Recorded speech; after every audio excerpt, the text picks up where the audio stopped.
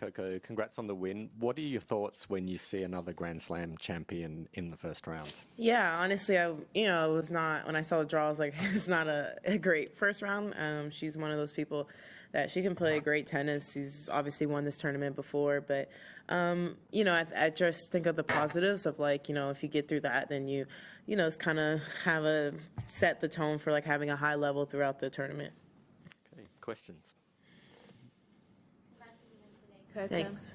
There are currently 18 American women in the top 100 and 5 in the top 20. With you being the #1 American woman in such a large number of top players, do you feel added pressure or expectation playing your countrywoman? No, I never really think about it, to be honest. I think it's actually a bit easier when you have so many top players and from your same country, because I guess the weight or pressure of your American tennis or country's tennis doesn't rely on you only. Like, obviously, Jess and I have gone back and forth in the rankings, and then there's also Madison, and, there's so many people so many girls just doing well, and guys. So I think it's a bit easier, actually, when you have that depth, because kind of the whole country isn't like all eyes on you type of situation. Good to Manny. Congrats. Thanks. Just curious, what does it feel like when you can't see the ball when you're serving in the sun? Yeah, it's kind of weird on the first. Like, you can like change your toss a little bit and you go for more, but on the second, it was a bit tougher because obviously most people kind of throw their second serve toss to the left to get that kick, and that was kind of right where the sun was, and it kind of like didn't move at all like in the match. So I was a bit struggling, and it was kind of one of those things like when she served on that side, I noticed she went a bit slower on first serves to get that higher percentage, and I kind of kept serving the same speed because I was getting so many aces.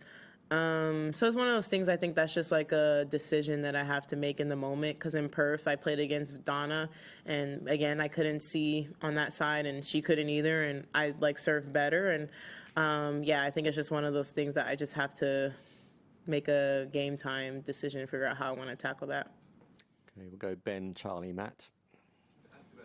Being a top American, I want to ask about Taylor Fritz, who's sort of gotten some room for himself as the top American man and was the last American man standing at all the slams last year. I'm just curious, spending some time with him in United Cup, how you sort of see his role as like the leader of the American men and how he sort of wears that mantle, that crown. Yeah, Taylor has a lot of confidence, and I think it's great and something that everybody can learn from.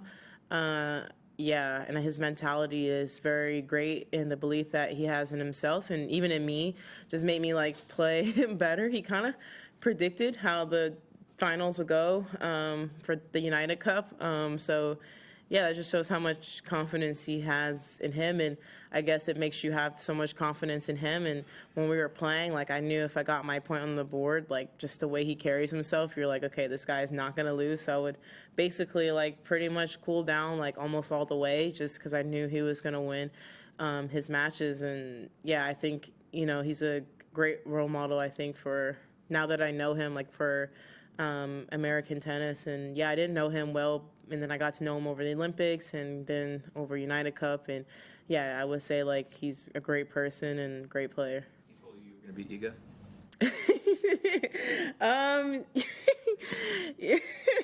I don't know. Yeah. He said that about every match, though. Every match, he would just be pretty confident, like, you're going to win, and I'm going to win. And then, that's just his mentality. It's, like, so matter of fact. Whereas, like, I feel like I have a confidence, but not in that way. It's more so, like, not in a results type of way, more so in like how I can play, where I know the ability of what I can do, and he's more so confidence, like he like believes it's not like fake. And sometimes around people you think, oh, maybe it's like fake. No, it's very real. So I think he's someone that everybody should look out for this year, because he's playing some great tennis, obviously, as he proved last year, but with that mentality I think he can go as far as he wants. Charlie. Just wondered, you're very unusual for being somebody who broke through so young recently. More the trend is people break through a bit later. And I just wondered why you thought there weren't so many players coming through when they were teenagers, say, like there used to be like 10 or so years ago. I think, well, maybe there's more depth in the game now. Obviously, there's like, so many like Capriati, Salas, like so many of those stories. I just think the depth of the game is a lot harder. Well, I mean, a lot deeper, I guess I should say. Maybe not harder, deeper. And also I think just like people pay attention to sports science more, so I feel like there's more of a gap maybe physically from between like a 15-year-old body and like a 20-year-old, 25-year-old body, which I already know the differences just growing. So I think that's kind of the reason. Yeah, and I think just like the tour is tough and it's mentally not easy transitioning into juniors and into pro. Like you have to get used to getting your butt kicked. Like you go from, if you're a top junior, you're used to rarely losing, to be honest, and then you go to the pros and it takes like all your will to win a match. So I think it's just that type of thing. I think that's def in the tour maybe is longer, and then sports science also has advanced. So, I think just in general, like, people are stronger, and obviously, there's difference in maturity wise, like physically. Did you have doubts about starting so young?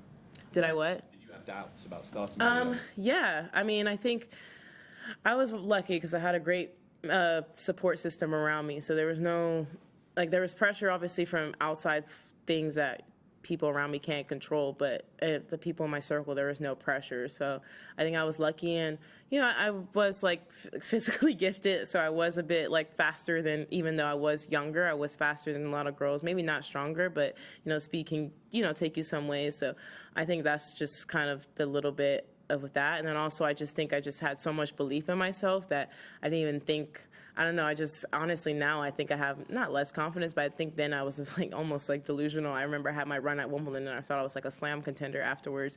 And yeah, I just think that's just what my mind was, being a naive kid. So yeah. Eleanor? Okay, just wanted to ask you about your next opponent, Jodie Burrage. Do you remember playing her before? Do you know her at all? And what do you kind of think about that? Yeah, I didn't remember playing her, but it's nothing to her. I barely remember like who I play. Like honestly, before when I played, when I was looking at my head-to-head with Sonia, I forgot I played her in Auckland. I'm just not good with that. But yeah, I saw that I played her on grass, I think. And yeah, I know she was a little bit injured, I think, last year. And I got confused. She had like a pretty good like 2023 season, I think. And then she got injured last year. I got confused with the years. But yeah, I haven't watched her play like recently. So I think that's something I have to like look on. But obviously I think if you're here, you're a tough player. And yeah, I mean, she's going to have nothing to lose against me. But hopefully I can play some good tennis and be able to get through that. Okay, the last few we'll do Tumaini, Ben, and then we'll finish with you. I think a lot of people enjoyed seeing the top men and women players against each other at United Cup in mixed doubles. Yeah. I'm curious, how did you enjoy mixed, and also how satisfying is it to like break down a male player, from the baseline, or see your serve not come back against them? Yeah, it was super fun. Yeah, playing the mix, it was super fun, and yeah, it is satisfying, but I guess it's not like as big of, like, people think like online that it's as big as a gap, but it is obviously, but like I've played baseline points with guys, and like sometimes I win, and sometimes I played against Francis and won, a couple times against him, same against Chris. So, and I practiced with Taylor like a couple times at United Cup, and he was like, oh, that was like one of the best hits I had. So it's like, obviously now when we add like serve and a lot of other factors into it, then the gap becomes apparent. But when you're just doing cross-court rallies and volleyings, and yeah, it's kind of like not that big of a difference in mixed doubles in that kind of format. Obviously, if you play like a full match, then yeah. But it was fun and satisfying. And for me, the most satisfying, honestly, when I was playing Felix and he was like rocketing forehands at me and I was volleying them back, and I was like, I don't know, I just felt good. And I was like, I don't think a lot of the guys know that I was like a good doubles player at one point in my career, so I can't volley the ball back. So yeah, that was kind of the game plan. I think all the guys were just trying to hit as hard as they could to the girl, but honestly, like I think some of us were volleying better than the guys, and I for sure was volleying better than Taylor, but he definitely was serving better than me. Definitely looked like you had the most doubles history on the court. On the Yeah, court. there was some. Yeah, we got in a few like not arguments, but like I had to like get him to like listen to my side of things. But yeah, he plays like a typical singles player in doubles, but it was fun. Ben? Question about today's match.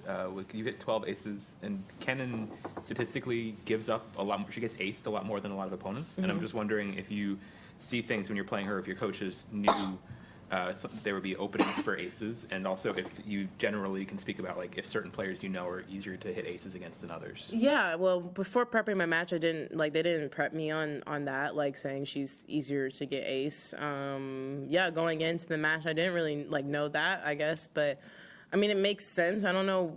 I mean, I did notice that she was guessing a lot on my serve, so I think, obviously when a person starts guessing, it's kind of like you feel good because it's kind of like they don't know where you're serving.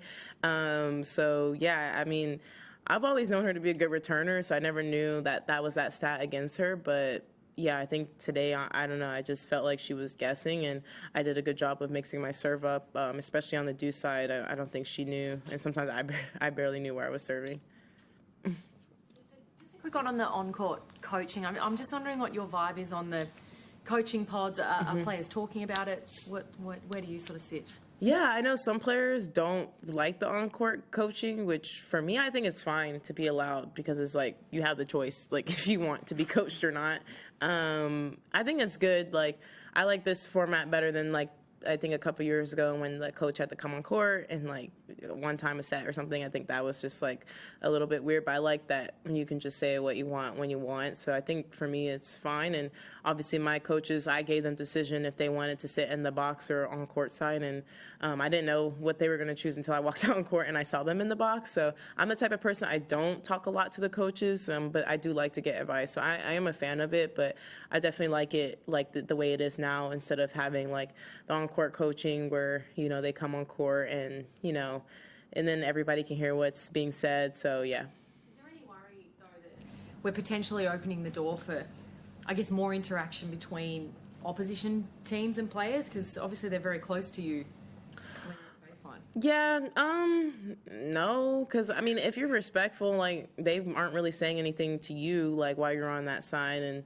I don't say anything to them. I mean, yeah, I've never had that personal experience on court where they bother me. I will say at United Cup, it was like a little bit weird because like I put my towel like right next to the bench. So it was just awkward not wanting to look at like the opposing team. But I don't think it'll be any crazy stuff unless people are being like disrespectful. But I think most of the teams on tour are pretty respectful. So I don't think that will open it up for that. Okay, thank you. Thanks, Coco. Thanks.